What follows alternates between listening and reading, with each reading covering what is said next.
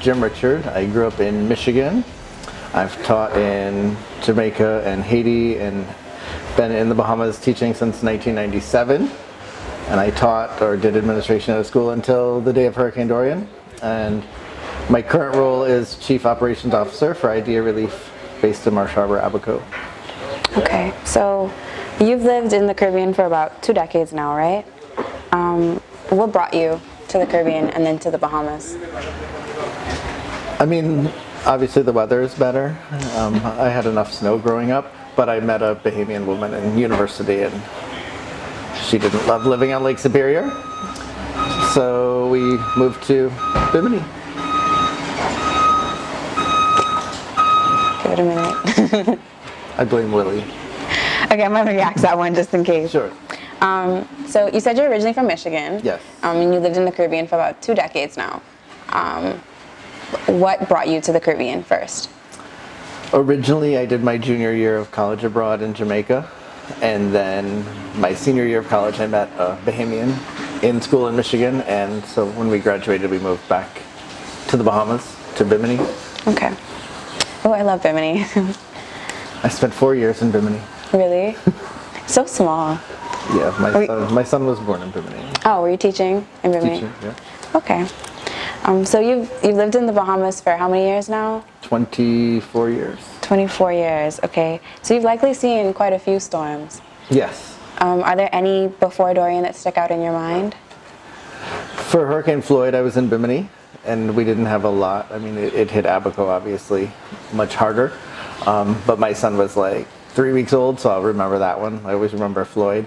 And then Francis and Jean were like back to back, and we had a lot of house damage, and we didn't have power for over a month. And so I always remember Francis and Jean, and I promised I would never stay in the Bahamas with little children in Pampers in another hurricane. But we didn't have another major hurricane until Dorian. Mm. Well, so tell me about your children. Are they were they here in Abaco for the storm as well, or no? So my son is at Michigan State in his senior year, so he was gone. And my daughter had just started her freshman year of college, so she graduated in 2019, and she was gone for 1 week to the College of Charleston. So she had to evacuate for Dorian too, because Charleston was evacuated after Abaco. But yeah, they both missed it. Mm-hmm. And what was that like, being separated from them for that experience? I mean, my son has been gone for 3 years, so he's a college student, but my daughter had just left, so she still had a bedroom and all of her stuff. Like, she carried a backpack and a suitcase, and so that's what she took to college, is what she owns. Mm-hmm. Like, she started over too, so I think it was harder for her, because she had just finished. But I'm glad that she got to finish high school and experience that. But this was their home. This is, the only place she ever lived until she went to college. So it was harder on her, I think. Okay. And so how was Dorian like other storms? Was there any ways in which like other storms in terms of preparation, fears, anxiety? I think everybody that I knew took it really seriously. Like, I don't think there was any complacency because we knew it was going to be big. And I feel like it's so good in the preparation of the storm. It just brings the community together, and everyone helps each other, and there's this community sense that develops right before a storm, which I saw. But then when the storm hit, it was just unlike anything I'd ever experienced, for sure.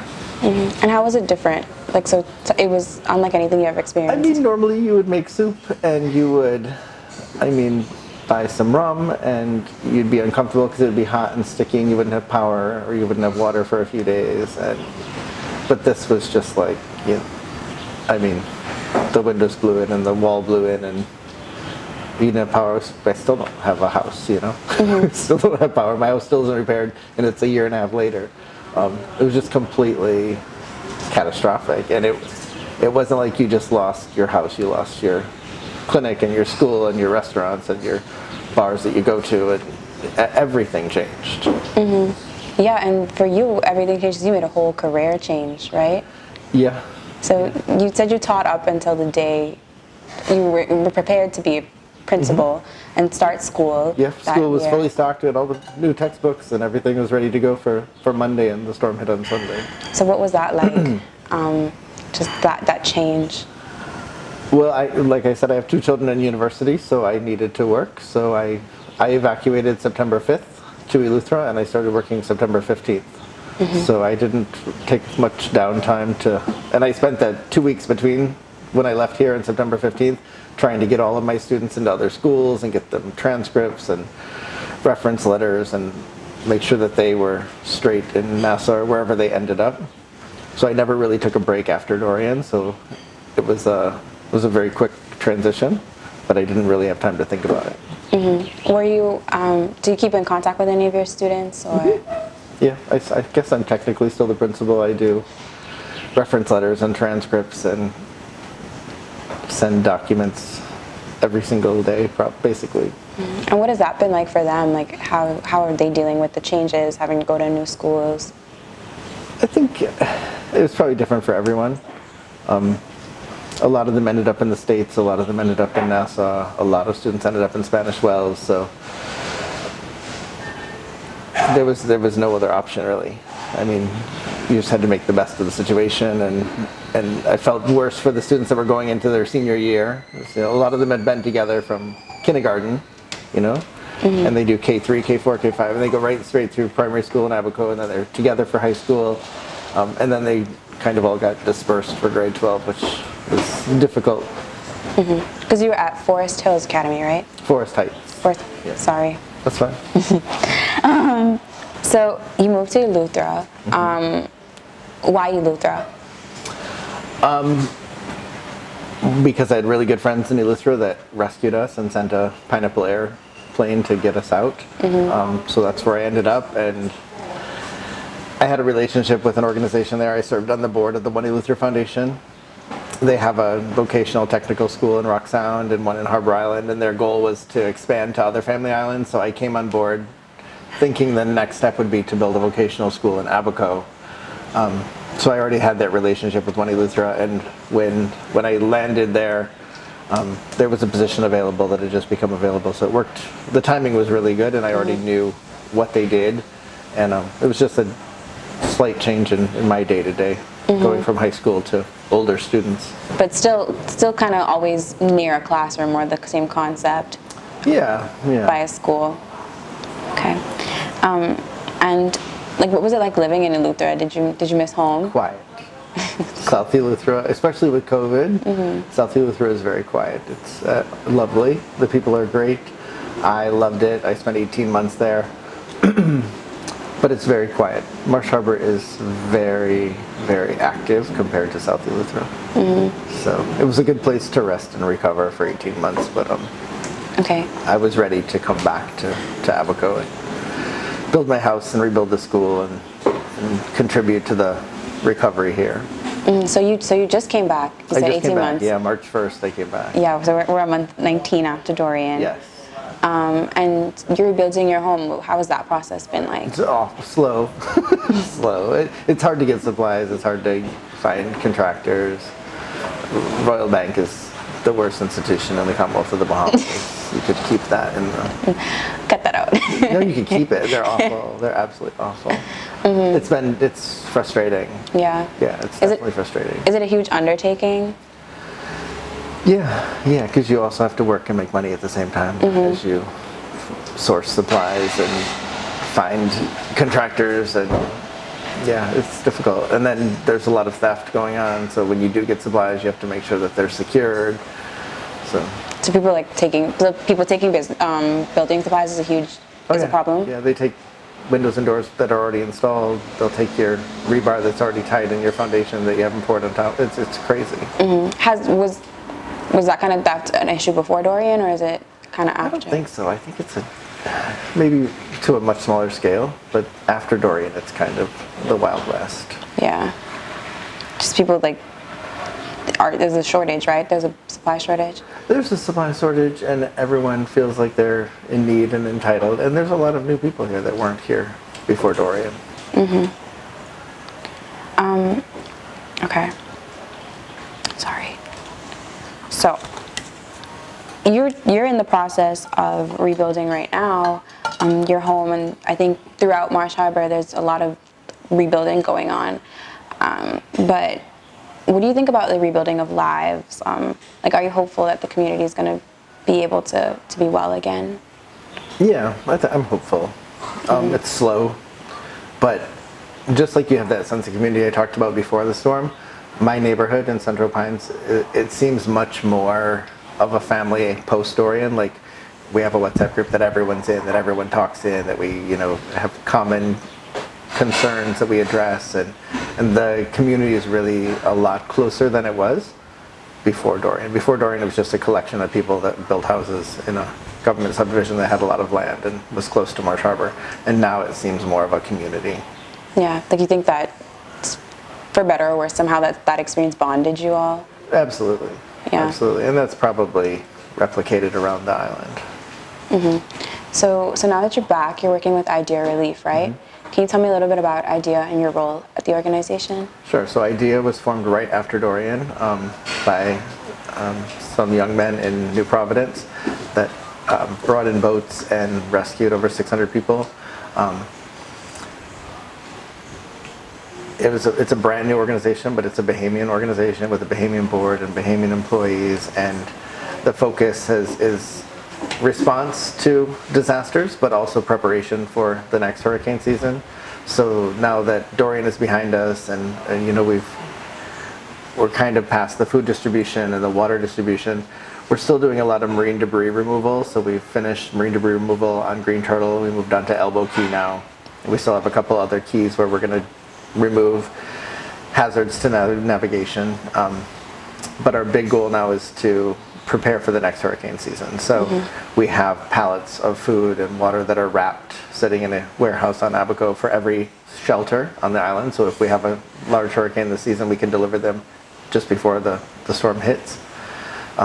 We want to replicate that kind of a system across the country.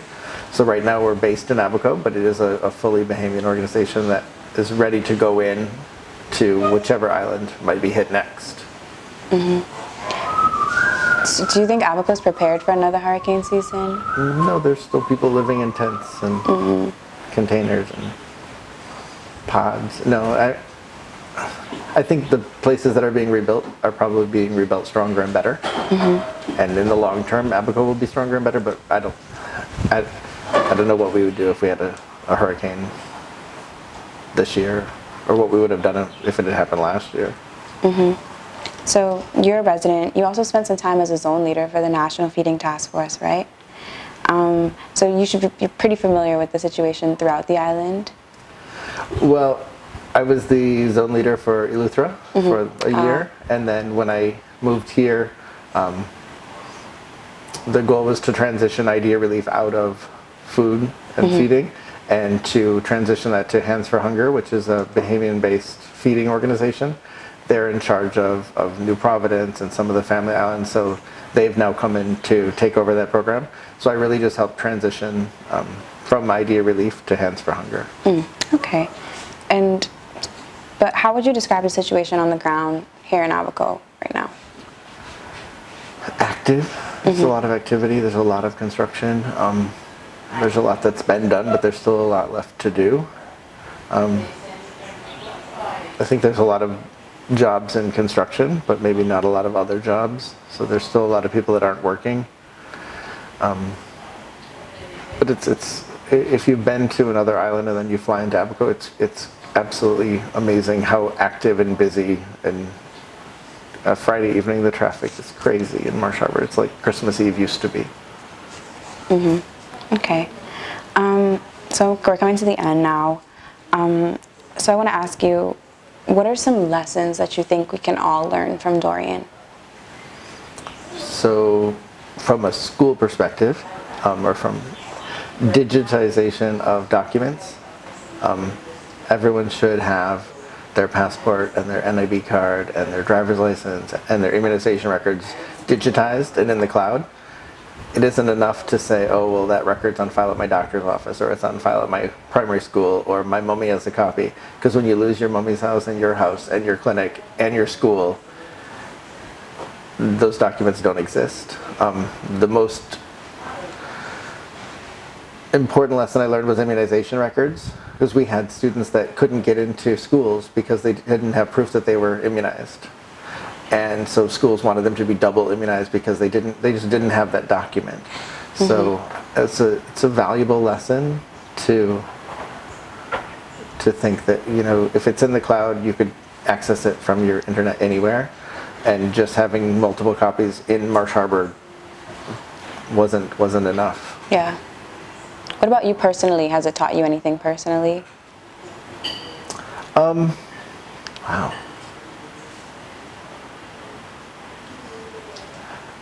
I'm a creature of habit and schedules and lists, and it's taught me to be more spontaneous, more innovative. Being in school, there's like a schedule and a calendar, and school starts on September 1st and it ends in June.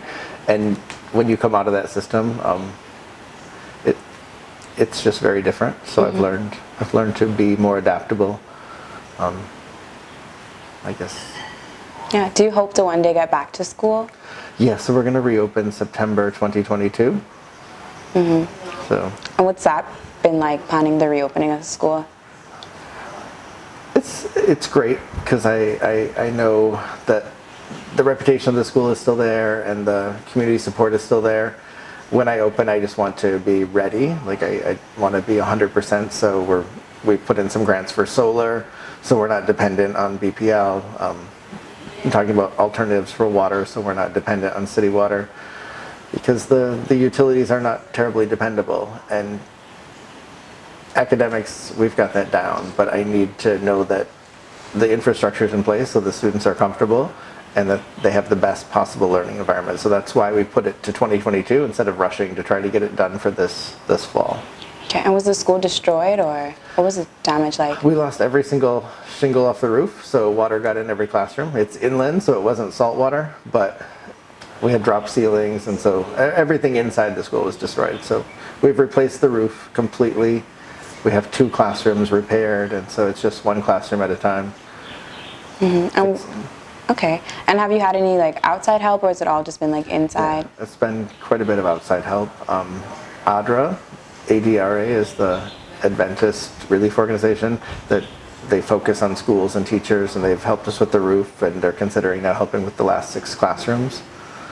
They've given us new desks and chairs for when we reopen, hand sanitizing stations, so that's been helpful. We also had the International Red Cross that moved in right after the storm and took over the campus, so they set up basically a city on the soccer field where they had showers and washing machines and bathrooms, and that was their base. But they provided security, so I think that really helped us. They did a lot of cleanup. So if you look at it from the road, the yard is clear, the nails have been picked up. And then we also had help from All Hands and Hearts with gutting and mucking out the classrooms. So the classrooms are all cleaned out and emptied. It's just a matter now of putting in flooring and ceiling and electrical and painting the walls. Right, so you're rebuilding a school, rebuilding your house, Yeah. working full time. Yeah. Sounds like you're busy. Yes, every day. Are you tired? I'm good.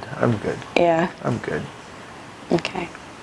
And so my last question for you is, what are your hopes for the future? For Abaco, for the school, for yourself, anything? No, I hope to get my kids through college. That's my personal one. Ready for that. I hope to see Abaco come back stronger and see more people that were here before move back. I guess I would love to see the government be more involved, but I'm not hopeful that will happen. And I'm confident that the school will come back and be as strong as it was, be an academic force that is there for the young people of Abaco. I hope to have a more vocational focus, because I think there's going to be jobs in carpentry and electrical and plumbing for forever. But especially in the rebuild, there's so many opportunities. So we have to focus on, yes, sending students off to university, but also preparing them to go right into the workforce. So when they graduate, they have the skills they need to help to rebuild the island.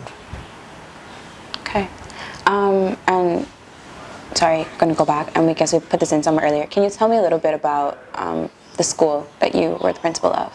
Sure. So it's a private school located in Marsh Harbour. I've taught in the public system in Abaco, and also I was the science teacher at Forest Heights for a year, and then I became principal. So it really has students that come from as far as Sandy Point, Cooperstown, Foxtown, and also all the Keys. So we have students that come in from Green Turtle, Manawar, Hopetown, Lovers, every day by ferry. So it brings a lot of different communities together. Our focus was always academics and college preparation. So we offered the SAT and the ACT, and the goal was to get students off to university, but also to encourage them to come back to Abaco. So not only would they have those degrees and get that training, but that they would want to come back to an island that could use those skills. So we didn't want to just send them off to university and then they stay in the States or they stay in England. Okay. Interviewed by Mia Cambridge, May 2021. Funding for this interview was provided by the International Organization for Migration Bahamas. Dorian and beyond, battered but not broken. For more information, please visit us online at www.dorianandbeyond.org.